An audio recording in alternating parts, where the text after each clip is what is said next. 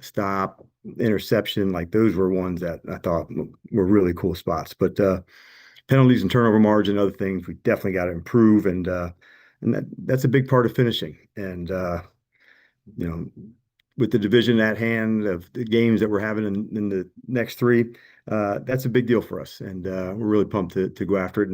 And again this week. Then the last thing I hit you on will be regarding Jaden, and we're going to sit him for the final three games. And I know your first question likely is, well, DQ, what went into that? And the answer is it was a lot, and part medical and part team. As of today, he still wasn't all the way cleared to play. So, like last week, wouldn't have all the results until the end of the week, and then a short week next week with the Christmas game. So we believe this decision allows him to take advantage of the next few weeks in a different play. He wants to practice, and he will practice. He also wants to support Marcus in a way that Marcus has demonstrated and helped him. And so, like, I thought that was significant. We all know the best way to grow is during the games, but with that, not being the best way for us, there's plenty of ways for him to learn, over the next 3 weeks. And, he's going to learn from this vantage point too. So I just wanted to give you all the info that I had, and then we get started recapping the game or however you guys want to proceed. So let's get it rocking. John Keim.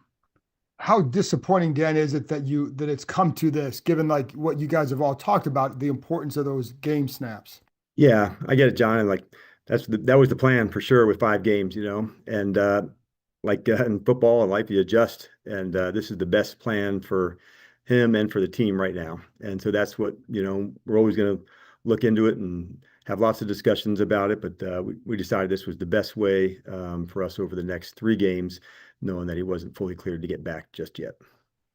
And then if you can sum up like his season, and also like how much does it weigh in there that he had left each of the last 3 games he played with some sort of injury? Does that factor into it, and all that?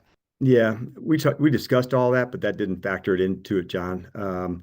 One didn't relate to the other, and so it was disappointing. And like, hey, let's be honest, it's been hard, in a lot of ways. So we're just trying to make the best decisions we can, but it wasn't, a factor from previous. It was just a matter of, hey, not clear to do it, and we're gonna make the best decisions for the team and for him. That's a number one. Nikki. Dan, when did Jaden get informed of this? When did you guys tell him the decision? Just this afternoon. Okay. So and then chance to visit with him, Adam did as well. And so it was important. We want to be communicative with all the guys, and especially like their spot, and Marcus as well. And Marcus will do a great job. And I thought for him also being able to prepare and get all the reps in and out, that can be a difficult process to go through as well. So we wanted to give him the best runway to go do his thing as well. And I know earlier in the season you had said that the reps were important. Was that a matter of circumstance, like in Madrid when there were 6 games left versus 3, or was it just looking at the totality of everything that has happened? Yeah, and it wasn't even going to be 3, so thinking it wasn't going to be cleared up for this game and then a short week to go. So then we're like, now we're coming back into less than that. So you're right, Nikki. All of that went into the process to go do it. Tom. Hey, Dan. To what extent, if any extent, was Josh involved in this decision? Yeah, Adam and I obviously keep him in the loop on all the things that are going through it. So it's good. We continue to have dialogue with him. We meet on a regular basis before the games, Fridays, Mondays. So we have a constant dialogue, Tom. So that's helpful that it's not something that we have to go to on a big moment or anything. We just try to stay in a constant level of communication, and that has been really solid for us. So just to clarify, this was a decision that you guys made and then notified him of, or am I correct on that? Yeah, I guess that would be correct in the way that you'd say it. We talked and have discussions. I don't know if we notified him, but maybe a discussion's a better way to phrase that. David Aldridge. We certainly don't have that kind of juice to notify the owner. Yeah, I better clarify that. Dan, again, knowing that you still have 3 games left to play in the season, it this season's been so odd with everything that's gone down with the injuries and everything. But do you have a sense of here's going forward how we can maximize both Jaden's potential and his availability? Like like you have more information now than you did a year ago. Yes. And what's different now going forward, I guess I would say. Yeah. And going in, some of that is going to be by design him too. And that's why we're hopeful for the reps. Right. And we thought, okay, here's a shot to go find those specific things for him. And it's mostly on dropbacks, honestly, DA, to say, when do I remain a passer? When do I eyes downfield? And so not having to do those in the game reps isn't ideal, but we're going to try to find the best way possible. And I'm hopeful that in a year from now, when you say, what'd you learn? When you're talking to Jaden, and maybe this vantage point, even over a couple of weeks, when he's, when he's not playing and wanting to be, that we gain some experience and maybe a vision that you wouldn't have normally had, DA. And that's what I'm hopeful that will get done. And then as it gets into the off season and the training, like obviously that's going to be a big part of what we're doing, knowing how important he is. And so he knows that. He's not happy that, he's going to be out, but that's where we're at, as we're going through it right now. But there's a lot to still learn, and we're going to push that hard. I know it seems like when you think about last year, at least a lot of people seem to think it was just a bunch of incredible plays that he made, but there was a lot of complementary football going on last season that allowed him to make those plays. And I just wonder, like, how important going forward is that to improve the defense to the point where they're creating more turnovers and getting shorter fields for him and more opportunities for him to make plays on shorter, quicker drives and easier drives and stuff like that. Yeah, you're right. And you may have heard me say, I remember from last season, I said the best part of our team is the team. It's covering a kick, it's field position, it's creating a takeaway, it's converting a fourth down. And so having the complementary football to do that, that's a big deal. And when you can nail those, we have more continuity, certainly offensively. We perform better on the fourths. But you're right, man. You create a short field, you get one to go. And so that's why I felt yesterday strongly about the half. It was a fantastic return by Jalen, and then a stop and a pick. And it's like, that's the switch, man. You've seen it. We all have. And that's that momentum change that just takes place in these smallest moments. And I felt that yesterday. I felt that energy. We did enough to let them back in when you have to score lead.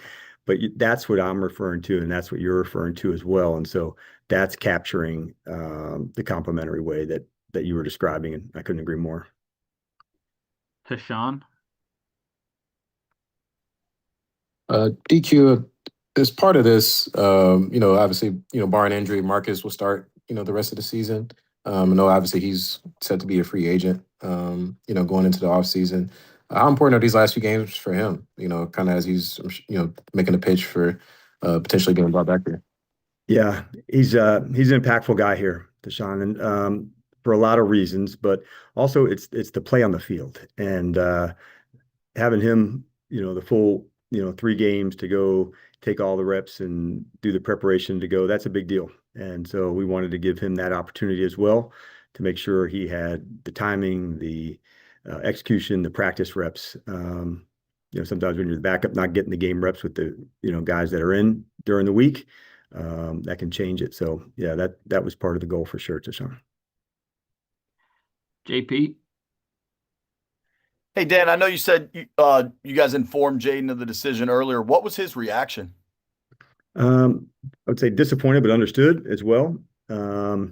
Like, this guy's a competitor, JP. That's what always stands out about him. I think the fact that wanted no part of IR to practice, be there with the guys doing that, I think that speaks of the teammate and why. And so that was important to him, to show that support and wanting to do it as well. So that told us a lot, also about it, because it would have been the easy way to say whatever. And that's not how he is at all. So I like the fact that he's competitive. I like the fact that he wants this time. And so that's an important piece to it. And how difficult has balancing all of this, Jaden's desire and toughness, the big picture, kind of a lost season. Like, how difficult has all of those factors been in landing in these decisions?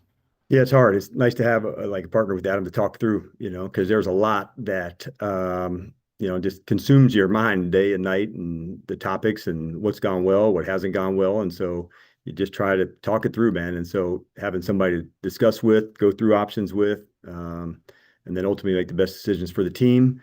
They're hard, but it's like I said, much better to have somebody to talk it through with JP and talk about the pros and the cons. And we thought we had a good plan, for the next 5, and just, what the saying go, like, man plans and God laughs, it was, you adjust, and that's what you do. And so, that's in a game, that's in, when injuries take place. And so, you go a good plan, and then you have a way to adjust it. Thank you. You're welcome. Scott? Hey, Dan, I'm sure there's going to be plenty of people out there that feel like, how can Jaden get better by not playing in these last 3 games? Or how can he get better, by not, having these live game reps? You say what to that? Yeah. So, well, he's got to be cleared first. And so it'd be unlikely for this one, and then a short week coming up. So it's hard, Scott, to do that. Like, I would agree, like the best place to do it is in a game to grow. It's the very best. But that doesn't mean you can't squeeze every ounce of energy into the practice and working through some of the specific things that we want to do. And so that's what I would say. Like, we're always going to make the best decisions for, the team and the player. But it doesn't mean we, can't take advantage of this time. And like I said, I hope when you talk to him in a year from now, say, man, that gave me a different vantage point, and I want him to gain something from this time. And that's what we hope to accomplish from that. He's not medically cleared for physical contact yet, but I'm just curious, if you guys were 10-4 and not 4-10, would the situation be different? Would he be playing these final games? Yeah, we're not. So we didn't have that, discussion. Okay. Thank you. You're welcome. Howard? Hey, Dan, excuse me, what would you point to as the areas of biggest room for Jaden to learn at this point? Yeah, I think the number one one is Howard, is like that competitive spot for him, and also like those decisions to, protect the team, to know when to get down, when to slide, when to throw it out of bounds. And so most of those, Howard, come on a drop back pass where you're outside the pocket. And it's typical for a lot of quarterbacks, who are outside the pocket. What do you do? It's scrambles. Like, that's part of what we track, every week defensively. Scramble to run, to throw, where the sack's coming from. And so that's it, Howard, to find as many outside the pocket plays, not a design bootleg or a keeper to go outside, but typically on the dropbacks that a person gets outside the pocket. So that would be at the top of it. And just to confirm, nothing has changed, or I guess I'll ask it the other way. Okay. Has anything changed medically with regard to the elbow, in terms of, last week you had said there was no sort of structural problems, it was just a re-aggravation, I think was the word you had used. Yeah. Is that still the case? It is. And it's about in the same spot. And so that's why he hadn't been cleared, to go back to it. And we also want those reps, if he was, to be where he could fully express himself and play in his own, style that he does things. So when he's not, that affected a lot of the decisions too, Howard. So we're going to do our best to simulate as much as we can in practice, and just try to do the best that we can with that spot. But yeah, he's in the same space medically. We're not cleared to go back, but structurally, there hasn't been any setbacks. All right, we get time for 2 more. Let's go Candy and Ben. Hey there, Coach. With so much movement on the offensive side of the ball due to injuries, what have your conversations been like with Cliff Kingsbury? How have you all worked through this? Yeah, we early in the week, that's when we discuss, okay, what would the plan look like? Who would be in? These are the available receivers or tight ends, and so we start from there, Candy, of trying to be like, what would that initial 48 look like? Okay. And then once you have that plan, it's kind of easier to begin of what and who and how to game plan. And so that was, for instance, this week, having some guys back, and then also having Zach out. And so how does that balance into it? So if you can start at the beginning of the week, then you can adjust to say, this is who we'll feature, this is how we'll go. In the training camp, it's pretty vanilla, where you're at. And then once the season begins, how we put people in different spots. So we start at the beginning of the week, and then we work from there. And then it's been good to have some other guys work in that hadn't been a part of it. And, guys like Burks, who's, okay, there's something here that we want to continue to develop. And we still dig in on guys like that too. Thank you. You're welcome. Dan, just for some other injuries, any update on Laramie Tunsil? And with this decision to sit Jaden, does that possibly change how you might handle other players in terms of where they're at playing these last few games? No, it depends just from the medical standpoint first. We'll let that drive it first, Ben. But let's get to Laramie first. As an oblique injury, and we'll have to see what the strength looks like for him, the movement, the strength over the next couple of days. And if he's able to, then he will play. All right. Thanks, Coach. All right. Thanks, Charlie. Thank you, everybody. And we'll see you tomorrow.